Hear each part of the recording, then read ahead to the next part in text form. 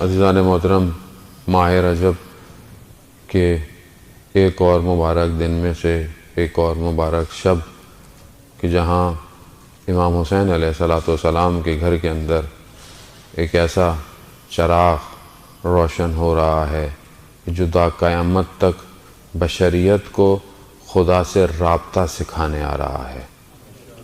کس طرح خدا سے رابطہ کرنا ہے یہ چوتھے امام سجاد علیہ السلام نے سکھایا۔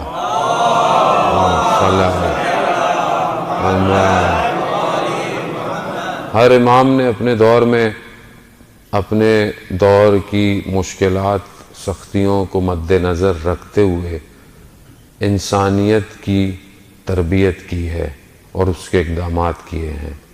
ہر امام کا دور مختلف ہے، سختیاں الگ ہیں، مشکلات ہیں، بشریت کے تقاضے بھی ہر دور میں الگ الگ تھے۔ اسی طرح امام کے دور میں بھی بہت سختیاں تھیں کہ جہاں اہل بیت کا نام نہیں لیا جا سکتا تھا، اور کربلا کے بعد کے واقعات آپ کے پیش نظر ضرور ہیں۔ اس دور کے اندر امام نے اہل بیت کے نام کو روشن کیا اور دعاؤں کے ذریعے سے ہر موضوع کو اپنے ماننے والوں تک پہنچایا۔ اس لیے آپ دیکھیں کہ ہمارے پاس جو دعاؤں کا خزانہ ہے وہ ساری اور میکسیمم دعائیں جو ہیں وہ امام سجاد علیہ السلام سے ہیں۔ اسی سے بہرحال جتنا ہو سکے گا اسی ذیل میں ہم کوئی گفتگو جتنی توفیق ہوگی ہم کریں گے۔ بہرحال لے کے ان ایام کے پروگرام میں ظاہراً بند حقیر کا آخری پروگرام ہے۔ خدا نے بہرحال توفیق دی اور اللہ کرے کہ ہم نے اس توفیق کا صحیح فائدہ اٹھایا ہو تاکہ خدا ہماری توفیقات میں اضافہ کرتا رہے۔ نعمت کا شکر جو ہے وہ نعمتوں میں اضافہ کرتا ہے، تو اگر ہم شکر کرتے رہیں گے تو پروردگار نعمت بڑھاتا رہے گا۔ خوب ماہ رجب گزر گیا اور ماہ شعبان اور پھر ماہ رمضان پیشہ پیش آپ کی خدمت میں حاضر ہے۔ ماہ شعبان رسول خدا کا مہینہ ہے، پہلے بھی میں نے آپ کی خدمت میں عرض کیا۔ رسول خدا ارشاد فرماتے ہیں کہ اگر کوئی شخص مجھ سے قریب ہونا چاہتا ہے تو اس ماہ شعبان میں روزے رکھے خدا کے قرب کے لیے، یعنی گویا خدا کے قریب تو ہوگا، رسول خدا کہتے ہیں کہ میرے بھی وہ قریب ہو جائے گا۔ بہرحال اسی ایک کتاب کے لیے آج آپ کی خدمت میں حاضر ہوا ہوں کہ کوشش کریں صحیفہ سجادیہ کو کھولیں، کچھ کھولیں۔ امام نے بہت اس مشکل حالات میں تربیت بشریت کے لیے ایک ایسا صحیفہ دیا ہے ہمیں کہ اس کے اندر زندگی کے سارے مسائل بیان ہیں۔ ہینری کیربن جو فرینچ کرسچن تھا وہ آیا آیت اللہ مراشی کی خدمت میں اور کہنے لگا کہ تو انہوں نے کہا کہ تم متوجہ کیسے ہوئے اسلام کے عرفان کی طرف اور خدا سے رابطے کے لیے؟ تو کہتا ہے میں نے صحیفہ سجادیہ کو جب دیکھا تو مجھے سمجھ میں آیا کہ خدا سے گفتگو کرنے کا طریقہ کیا ہے۔ وہ کرسچن کو سمجھ میں آ گیا، وہ ہماری سمجھ میں نہیں آ رہا آج تک۔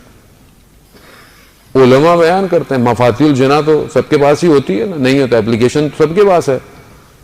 15 دعائیں ہیں اس کے اندر مناجات امام سجاد علیہ السلام کی، 15 مناجات تائبین، مناجات شاکرین، اس کی دعا اس کی دعا۔ وہ تھوڑی سی زحمت کریں عزیزان محترم، تھوڑا سا ترجمہ پڑھ لیں، عربی نہیں اچھی تو ترجمہ پڑھ لیں کہ کس طرح امام خدا کی بارگاہ میں توبہ کرنا سکھا رہے ہیں، کس طرح امام خدا کی بارگاہ میں شکر کرنا سکھا رہے ہیں۔ ہم کتنی زحمت کرتے ہیں امام زین العابدین کے جو عبادت کی زینت تھے، یعنی عبادت کی زینت، اور اتنی عبادت کہ ابو حمزہ عثمالی کہ جن کی دعا ہم ماہ رمضان میں پڑھتے ہیں شبوں کے اندر، یقیناً شاید وہ ابو حمزہ کی پہلی ملاقات ہو امام سے، تو کہتے ہیں میں نے مسجد کوفہ میں دیکھا کہ ایک شخص اتنی شدید طریقے سے خدا کی بارگاہ میں عبادت کر رہا ہے، گریہ کر رہا ہے۔ میں نے کہا یہ کون ہے جوان؟ تو جیسی مسجد کوفہ سے باہر نکلے تو میں نے غلام سے پوچھا یہ کون ہے؟ کہا تم نہیں جانتے حسین ابن علی، علی ابن الحسین ہے، امام حسین کا بیٹا ہے۔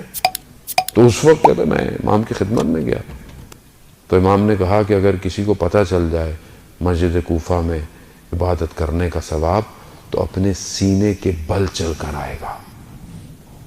یعنی عبادت اتنی شدید عبادت کے راوی بیان کرتا ہے کہ گھر میں آگ لگ گئی، شور مچ گیا، مگر امام نے اپنی عبادت کو ترک نہیں کیا، سجدوں سے سر نہیں اٹھایا۔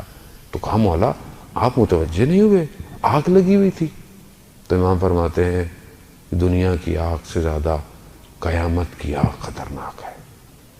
عزیزان ہم نہیں پڑھ سکتے، ہم نہیں پڑھ سکتے تو ہم بالکل بھی آگے نہیں بڑھتے ہیں۔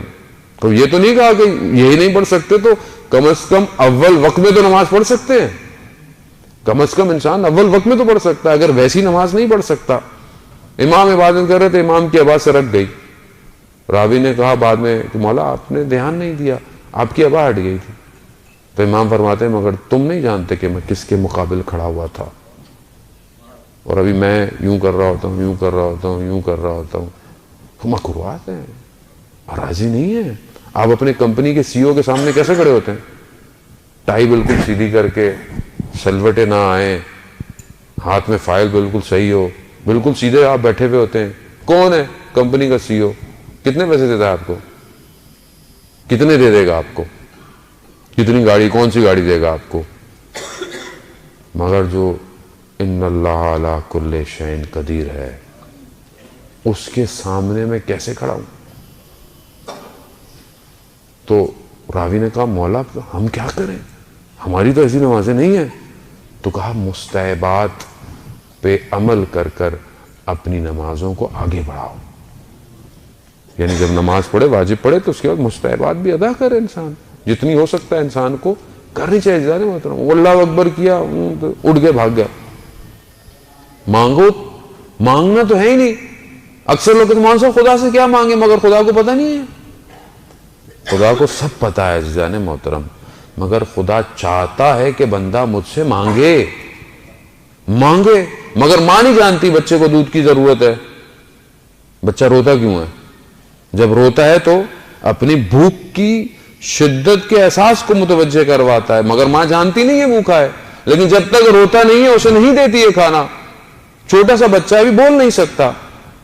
عزیزان ہم بھی ایسے ہی ہیں، خدا جانتا ہے، مگر خدا جب قرآن میں خود کہہ رہا ہے ادعونی استجب لکم، مانگو میں مستجاب کروں گا۔